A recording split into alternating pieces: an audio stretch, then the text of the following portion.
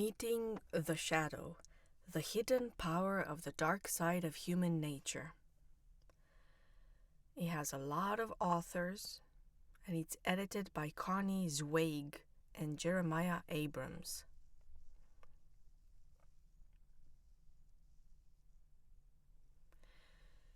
The evil of our time is the loss of consciousness of evil. Krishnamurti. Something we were withholding made us weak until we found it was ourselves. Robert Frost. If only it were all so simple, if only there were evil people somewhere insidiously committing evil deeds, and it were necessary only to separate them from the rest of us and destroy them. But the line dividing good and evil cuts through the heart of every human being, and who is willing to destroy a piece of his own heart? Alexander Solzhenitsyn.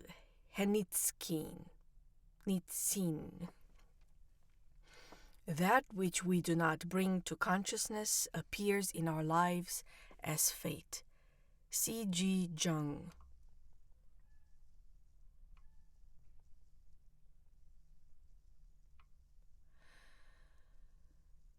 Prologue.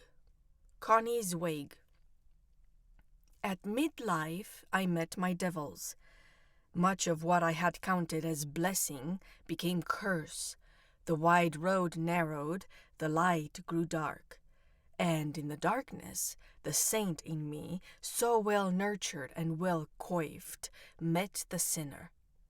My fascination with the light, my eager optimism concerning outcomes, my implicit trust concerning others, my commitment to meditation and a path of enlightenment, all were no longer a saving grace, but a kind of subtle curse, a deeply etched habit of thinking and feeling that seemed to bring me face to face with its opposite, with a heartbreak of failed ideals, with a plague of my naivete, with a dark side of God.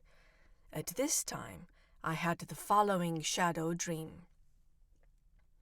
I'm at the beach with my childhood sweetheart. People are swimming in the sea. A large black shark appears. There's fear everywhere. A child disappears. People panic. My boyfriend wants to follow the fish, a mythical creature. He can't understand the human danger. Somehow I contact the fish and discover that it's plastic. I stick my finger through its end and puncture it. It deflates. My boyfriend is furious, like I killed God. He values the fish over human life. Walking up to the beach, he leaves me. I wander off up into the trees where a blue blanket awaits. In analyzing this dream, I realized that I had never taken the shadow seriously. I had believed, with a kind of spiritual hubris, that a deep, committed inner life would protect me from human suffering, that I could somehow deflate the power of the shadow with my metaphysical practices and beliefs. I had assumed, in effect, that it was managed, as I managed my moods or my diet, with a discipline of self-control. But the dark side appears in many guises. My confrontation with it at midlife was shocking, uprooting, and terribly disillusioning. Intimate friendships of many years seemed to turn brittle and crack, bereft of life blood and its elasticity. My strengths began to feel like weaknesses, standing in the way of growth rather than promoting it. At the same time, dormant, unsuspected aptitudes awakened and arose rudely toward the surface, disrupting a self-image to which I had become accustomed. My buoyant mood and balanced temperament gave me way too deep drops into the valley of despair. At 40, I descended into depression, living in what Hermann Hesse once called a mud hell. At other times, an unknown rage would storm out of me, leaving me feeling depleted and ashamed, as if I had been possessed momentarily by some archaic god of wrath. My search for meaning, which had led earlier in life to intensive questioning, psychotherapy, and meditation practice, resurfaced with a vengeance.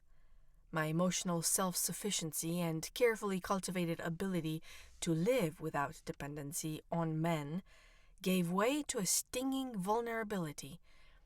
Suddenly, I was one of those women who is obsessed with intimate relationships. Life seemed bankrupt. All that I had known as a fierce reality crumbled like a papier-mâché tiger in the wind. I felt as if I were becoming all that I was not. All that I had worked to develop, strived to create, came undone. The thread of my life pulled, the story unraveled, and the ones I had despised and disdained were born in me, like another life, yet my life, its mirror image, its invisible twin. I could sense then why some people went mad, why some people had torrid love affairs despite a strong marriage bond, why some people with financial security began to steal on hoard money or give it all away.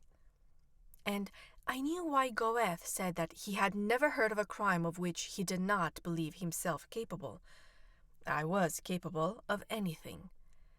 I remembered a story I had read somewhere in which a judge looks into a murderer's eyes and recognizes the killing impulse in his own soul. In the next moment, he shifts back to his proper self, to be a judge, and condemns the murderer to death. My dark and murderous self had revealed itself too, if just for a moment. Rather than condemned it to death, banishing it once to invisible realms, I have tried slowly and tentatively to redirect my journey in an effort to face it. After a period of great despair, I am beginning to feel a more inclusive sense of self, an expansion of my nature, and a deeper connection to humankind. My mother pointed out some 20 years ago, in the height of my spiritual grandiosity, that I was good at loving humanity, but not so good at loving individual human beings. With a gradual acceptance of the darker impulses within me, I feel a more genuine compassion growing in my soul. To be an ordinary human being, full of longing and contradiction, was once anathema to me. Today, it is extraordinary. I have looked for a symbolic way to give birth to my shadow self, so that my outer life would not be torn apart, so that I would not have to discard this creative lifestyle that I love so well. During the preparation of this book, I traveled to Bali, where the battle between good and evil is the theme of every shadow puppet play and dance performance. There is even an initiation that the Balinese perform at age 17, in which an individual's teeth are evenly filed so that the demons of anger, jealousy, pride, and greed are exorcised. Afterward, the initiate feels cleansed, baptized. Alas, our culture offers no such initiation ceremonies. I have discovered that for me, shaping this book has been a way to map the decent and carry a light into the darkness.